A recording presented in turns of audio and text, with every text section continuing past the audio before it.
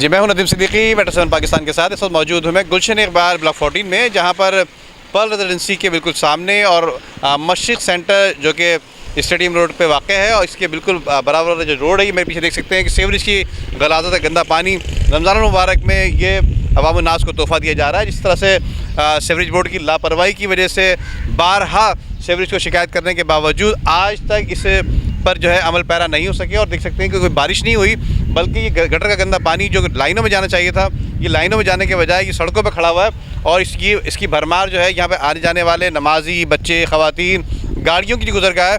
काफ़ी लोगों को यहाँ तकलीफ का सामना करना पड़ता है जी। गाड़ी ले जाना मुश्किल हो रही है, कैसे जाएं यहाँ से? रोज़े का टाइम है, अभी नमाज के लिए कपड़े वपड़े सब छींटे लग जाते हैं इसमें। क्या कहते हैं बाबू आप? बहुत गंदगी है अंकल, नमाज के कपड़े ख़राब होते जाते हैं, बहुत गंदगी है। देख सकते हैं मेरे सामने की ये पर्ल रेजिडेंसी बिल्डिंग है।